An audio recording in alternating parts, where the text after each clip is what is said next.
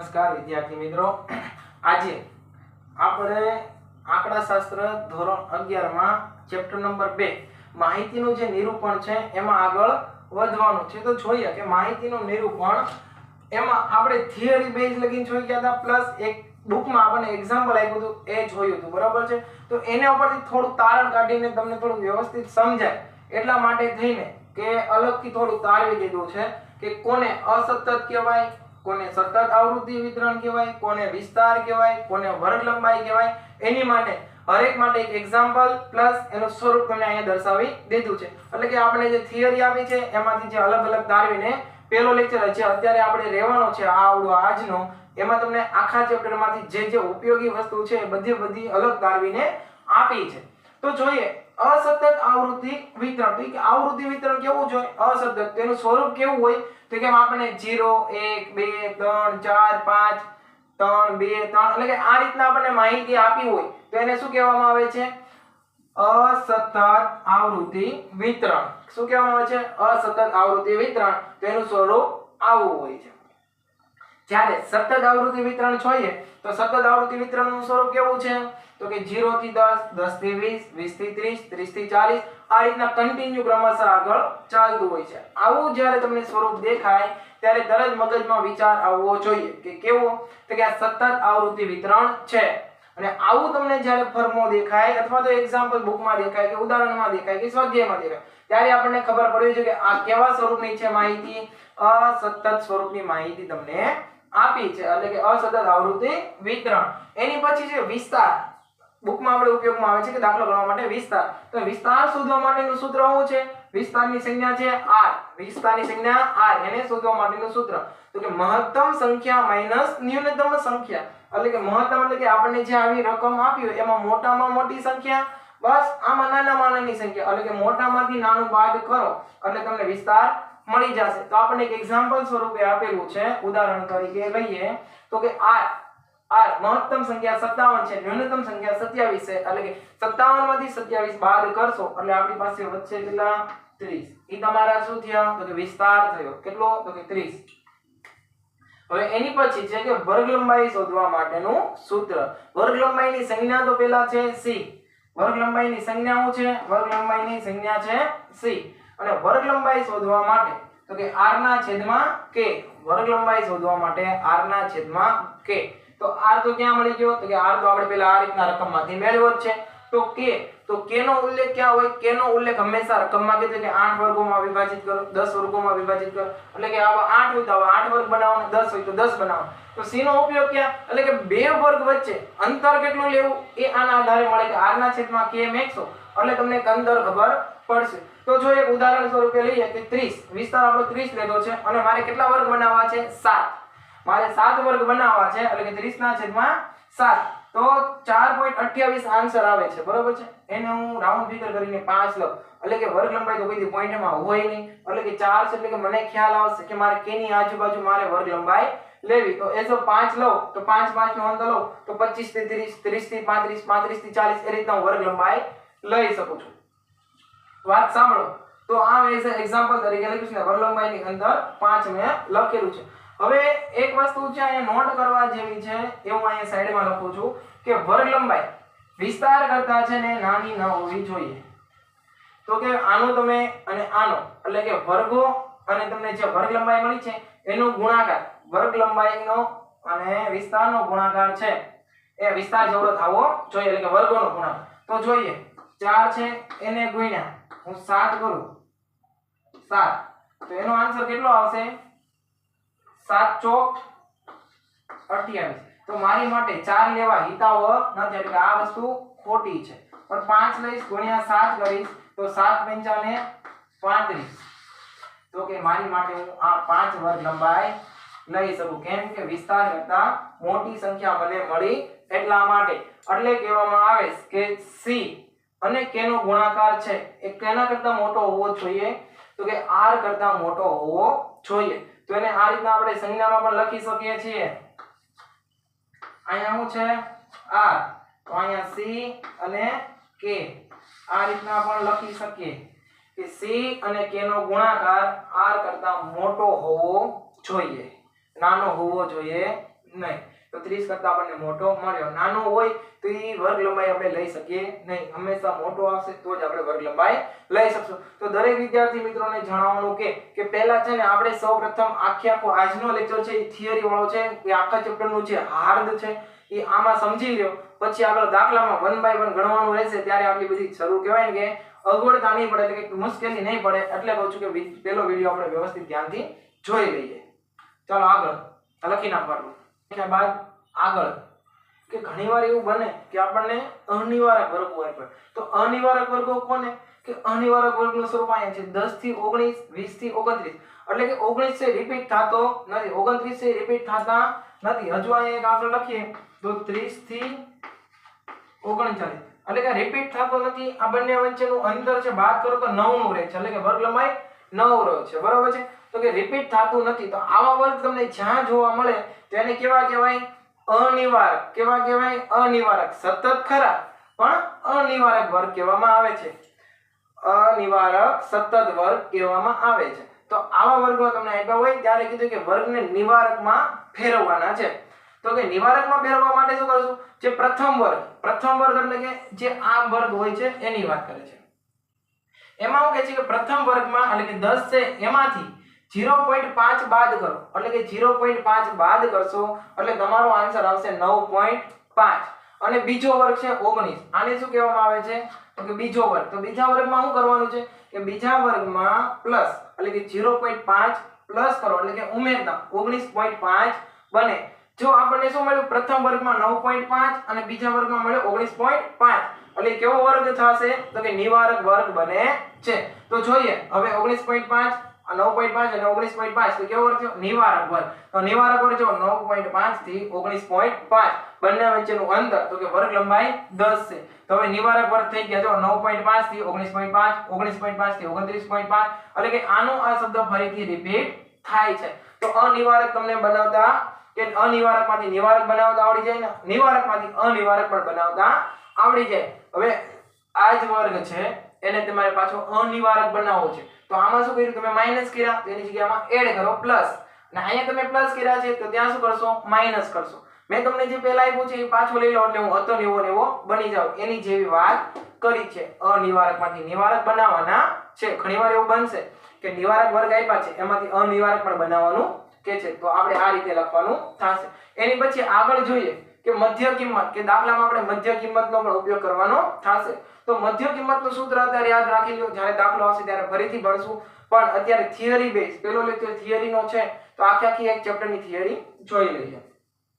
તો કે મધ્ય કિંમતો કે છે ઉર્ધ્વ સીમા વત્તા અધર સીમા છેદમાં 2, એટલે શું મળે? મધ્ય કિંમત. તો ઉર્ધ્વ સીમા કોને કહેવાય? અધર સીમા કોને કહેવાય? ખબર નથી? કાંઈ વાંધો નહીં, જોઈ લો. ઉર્ધ્વ સીમા એટલે ઉપલી સીમા અને અધર સીમા એટલે નીચલી સીમા. કોને ઉપલી કોને નીચલી કેવી નથી ખબર? કાંઈ વાંધો નહીં, આગળ જોઈ લો. તો જ્યારે આપણને વર્ગ આ રીતના આપ્યા હોય છે 10 થી 20, 20 થી 30, 30 થી 40, જે પહેલું કોષ્ટક આપ્યું હોય છે ને, પહેલું આ જે પહેલી લાઈન છે 10 વાળી, તો 10 ને શું કહેવાય? નીચલી સીમા કહેવાય. નીચલી સીમા એટલે કે અધર સીમા. જે 10 ને છે એ નીચલી સીમા અથવા તો અધર સીમા તમે કહી શકો. જ્યારે 20 છે 20 એને ઉપલી સીમા શું કહેવાય? ઉપલી સીમા અથવા તો ઉર્ધ્વ સીમા કહી શકો. હવે તમને ખ્યાલ આવી ગયો હશે નીચલી સીમા, ઉપલી સીમા, અધર સીમા, ઉર્ધ્વ સીમા, તો કે હા હવે ખ્યાલ આવી ગયો હશે. તો આ રીતના આપણે મધ્ય કિંમત અને અનિવારકમાંથી નિવારક ફેરવતા શીખ્યા. અનિવારક જ્યારે તમને વર્ગ આપ્યા હોય છે ત્યારે પ્રથમ વર્ગમાંથી 0.5 બાદ કરવાનો છે અને બીજા વર્ગમાં તો તમારે એમાં 0.5 પ્લસ કરવાનો છે, એટલે નિવારક તમારો વર્ગ છે એ બની જશે. કેમાંથી? તો કે અનિવારકમાંથી બની જશે. હવે એક બે નોંધ છે એ આપણે જોઈએ, એ પહેલા લખી નાખો. એની પછી જોઈએ સંજ્ઞા.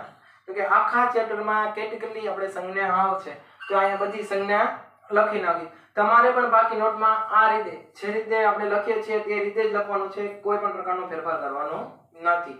વિસ્તાર, તો વિસ્તારની સંજ્ઞા r, વર્ગોની સંજ્ઞા k, વર્ગ લંબાઈ તો c, મધ્ય કિંમત m, સંચય આવૃત્તિ cf, ખાલી આવૃત્તિ k, તો f, વર્ગો, તો વર્ગોને આપણે ચલ x તરીકે લઈશું. ઉપલી સીમા એટલે કે ઉર્ધ્વ સીમા બિંદુ અને નીચલી સીમા એટલે અધસીમા બિંદુ આપણે એ રીતના લેવાનું છે. તો આ બધી હતી સંજ્ઞા જે આખા ચેપ્ટરમાં આપણે આનો ઉપયોગ કરવાનો છે. પ્લસ એક નોટ્સ કરીને લખી નાખો કે જ્યારે આપણને વર્ગો આપેલા હોય એટલે કે મોટા વર્ગમાંથી નાનો વર્ગ બાદ કરવાથી તમને વર્ગ લંબાઈ મળે. એટલે કે જ્યારે તમને આ રીતના વર્ગ આપ્યા 0 થી 5, 5 થી 10, 10 થી 5, 15, 15 થી 20, 20 થી 25 અથવા તો 0 થી 10, 10 થી 20, 20 થી 30, 30 થી 40, જ્યારે આ રીતના તમને વર્ગો આપ્યા હોય ત્યારે વર્ગ લંબાઈ શોધવા માટે આ સૂત્રનો ઉપયોગ થશે નહીં. ત્યારે આમાંથી એટલે કે જે મોટું છે એમાંથી નાનું બાદ કરશો એટલે તમને વર્ગ લંબાઈ મળી જશે. ઉપલી સીમામાંથી નીચલી સીમા બાદ કરો તો પણ મળે અથવા તો ઉધ્વ સીમામાંથી અધ સીમા બાદ કરો તો પણ મળે વર્ગ લંબાઈ. જ્યારે આ વર્ગ નથી આવ્યા ત્યારે શું કરવાનું કે જ્યારે વર્ગ આપેલ ન હોય, વર્ગ આપેલા ન હોય તો તેને શોધવા માટેનું સૂત્ર આપણી પાસે અવેલેબલ છે. તો કે c બરાબર r ના છેદમાં k. r એટલે ખબર છે વિસ્તાર, k એટલે વર્ગો. તો વર્ગોની સંખ્યા ક્યાં આપી હોય? રકમમાં આપી હોય છે. પ્લસ r તો વિસ્તારનું સૂત્ર શું છે? મહત્તમ સંખ્યા માઈનસ ન્યૂનતમ સંખ્યા. પેલા r મળે પછી k મળે અને પછી તમને વર્ગ લંબાઈ મળી જશે. ચાલો લખી નાખો. આ થિયરીમાં કઈ ડાઉટ હોય તો કોમેન્ટમાં કરીને મને જણાવજો. બરોબર છે? લખી નાખો. ચાર્ટ મોસ્ટ IMP છે. IMP આ ચાર્ટ તમને ક્યાંય નહીં મળે. મેં મારી જાતે કહેવાય ને આપણે સર્જન કર્યું છે એટલે ક્યાંય હશે નહીં. તો માહિતી બે પ્રકારની આપણને માહિતી આપેલી હોય છે. આ ચાર્ટના આધારે તમને ગમે એ રકમ હશે તમે ઓળખી જાશો. પ્લસ તમને આખું ચેપ્ટર ફાસ્ટ રિવિઝન કરવામાં આ ચાર્ટ તમને ઉપયોગી થશે. તો જોઈએ માહિતી. તો માહિતીના બે પ્રકાર પડે છે, વર્ગીકૃત અને અવર્ગીકૃત. તો અવર્ગીકૃત માહિતી કેવી હોય? તો ઉદાહરણ સ્વરૂપે છે કે 0 1 2 3 4 આ રીતના આપણે માહિતી આપી હોય કેવી કહેવાય છે? તો કે અવર્ગીકૃત માહિતી કહેવાય છે. જ્યારે વર્ગીકૃતમાં તો કે અંદર બે રીતે તમને જોવા મળે છે કે સતત સ્વરૂપે અને સતત સ્વરૂપે અને અસતત સ્વરૂપે. બરાબર છે? તો માહિતીમાં છે અસતતમાં કઈ રીતના હોય? અસતત વર્ગીકૃત માહિતી છે એમાં તો જોઈએ x તમે પછી 1 2 3 4 5 6 7 એમ આપ્યો હોય અને f એટલે કે આવૃત્તિ પણ આપેલી હોય છે. આમાં આપણને આવૃત્તિ આપી નથી જો અવર્ગીકૃતમાં. એમાં આપણે આવૃત્તિ મેળવીએ છીએ. જ્યારે અસતતમાં શું છે કે x અને f એટલે કે બંને આપી દીધેલું હોય છે. આને કેવી કહેવામાં છે? અસતત આવૃત્તિ વિતરણ કહેવામાં આવે છે. વર્ગીકૃત અસતત. વર્ગીકૃતમાં બીજો પ્રકાર છે સતત આવૃત્તિ વિતરણ. તો સતતમાં શું છે જોઈએ તો કે વર્ગો આપ્યા હોય છે અને f એટલે કે આવૃત્તિ આપી છે. વર્ગો જોઈએ તો 0 થી 10, 10 થી 20, 20 થી 30, 30 થી 40, 40 થી 50 એ રીતના આપણને વર્ગો આપેલા હોય છે. આવૃત્તિ તો કોઈ પણ તમને આપી શકે છે. એમાં કોઈ કરેલું નથી. તો સતતમાં જોઈએ તો સતતના પાછા બે પ્રકાર છે, સતત નિવારક અને સતત અનિવારક. તો કે આવું સ્વરૂપ તમને અહીંયા પણ જોવા મળે છે. 1 થી 9, 9 થી 10 એટલે કે વર્ગો અહીંયા છે, વર્ગો અહીંયા છે. બંનેમાં વર્ગો છે પણ એકમાં નિવારક અને અનિવારક છે. તો નિવારક કોને કહેવાય કે એકનો એક પાછો રિપીટ થતો હોય. 0 થી 10, 10 થી 20, 20 થી 30 તેમ રિપીટ થાય છે. જ્યારે અનિવારકમાં રિપીટ થતું નહીં હોય. 1 થી 9 પછી 10 થી 19, 19 થી 20 રિપીટ થતું નથી. 20 થી 29 છે. તો આ છે એ અનિવારક છે, આ છે નિવારક વર્ગનું સ્વરૂપ છે. તો જોઈએ અનિવારક વર્ગ છે એને આપણે નિવારક ફેરવવામાં આગલી થિયરીમાં જોઈ ગયા છે. તો પણ અહીંયા નીચે તમને સ્વરૂપ આપી દીધું છે. જ્યારે તમને અનિવારક વર્ગો આપ્યા હોય છે અને એમ કે એને તમે નિવારકમાં ફેરવો. તો નિવારકમાં ફેરવવા માટે શું છે? જે પહેલો વર્ગ છે એમાંથી 0.5 માઈનસ કરવાના છે અને બીજો જે આન્સર છે તમને અહીંયા આપેલો છે એમાં 0. પ્લસ એટલે કે 0.5 છે પ્લસ કરવાના છે એટલે તમને નિવારકમાં ફરી જશે. આ તો આખા ચેપ્ટરનો મુખ્ય હાર. ખાલી તમે એમ રકમ જોવો આવું તમને સ્વરૂપ રકમમાં કાંઈ પણ જોવા મળે એટલે તમને ખબર પડી જશે કે માહિતી કયા સ્વરૂપે આપી છે અને તમારે દાખલાની ગણતરી કયા સ્વરૂપે કરવાની છે. આ એક ચાર્ટ તમારે મોસ્ટ IMP છે. આ ચાર્ટ તમારે લખી નાખવાનો ચોપડીના પહેલા પેજ પર. એટલે કે જ્યાં બીજું ચેપ્ટર તમે લખતા હોય ત્યાં તમારે ફૂલ એટલે કહેવાય ને કે જરૂરી કે દાખલા ગણવા માટે મોસ્ટ IMP રહેશે કે જેથી કરીને તમને રકમ ઓળખતા પહેલા શીખશો તો દાખલો ગણશો ને. રકમ જ ઓળખતા નહીં શીખો તો કેમ ખબર પડશે કે દાખલો મારે કઈ રીતના ગણવાનો છે?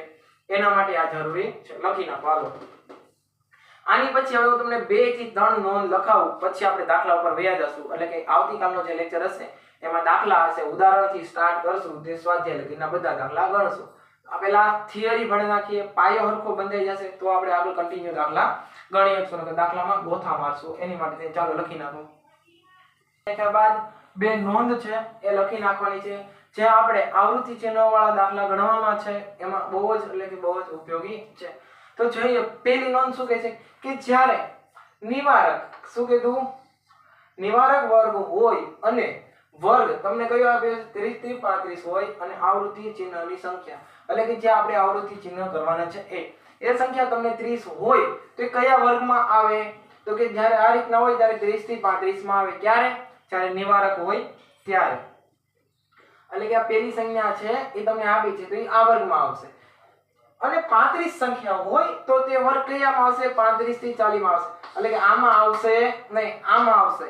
કેમ કે 35 સંખ્યા છે અહીંયા 35 પહેલાની સંખ્યા આવે એટલે 34.9 સુધી આમાં સમાવેશ થઈ શકે પણ 35 પછીની સંખ્યાનો આમાં સમાવેશ થાય નહીં. તો 35.1 35.2 એ સંખ્યા છે આમાં આવશે. એટલે કે 35 થી કન્ટિન્યુ શરૂઆત થાય છે 35 થી 40 સુધી. એટલે જ્યારે 35 સંખ્યા હશે એ આ વર્ગમાં સમાવેશ થશે. ક્યારે તો કે નિવારક હોય ત્યારે.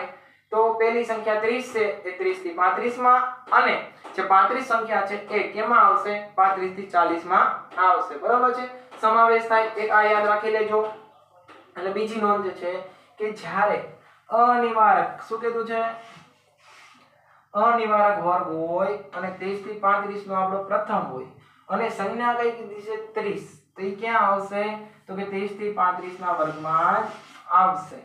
અને આવૃત્તિ ચિહ્ન બીજું છે કે બીજી સંખ્યા તમને કઈ કીધી છે 35 પણ વર્ગ કયો છે અનિવારક છે. યાદ રાખજો અનિવારક હોય પહેલી સંખ્યા 30 છે તો 30 માં જ લીટો પ્રમાણે તાણવાનો આવશે પણ બીજી સંખ્યા કીધી છે 35 તો પણ એમાં જ આવશે એટલે કે એ વર્ગમાં જ આવશે.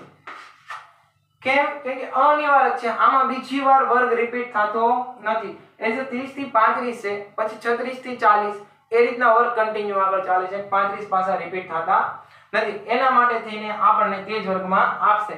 તો જોઈએ આપણને બે એક્ઝામ્પલ સ્વરૂપે આપ્યા છે એટલે કે તમને વધારે ખ્યાલ આવે એની માટે મેં મારી જાતે આખા એક્ઝામ્પલ બનાવીને લખ્યા છે. જ્યારે અનિવારક વર્ગ હોય તો અનિવારક વર્ગ જો 30 થી 35 36 થી 40 તો આપણી પાસે બે છે. આનું પહેલા જોઈએ તો પહેલું ચિહ્ન કયું છે 30 થી 35 વર્ગ છે આપણી પાસે અને આવૃત્તિ કઈ છે 30 છે. તો કેમાં આવશે 30 થી 35 માં 30 નો લીટો આવશે તો કે હા.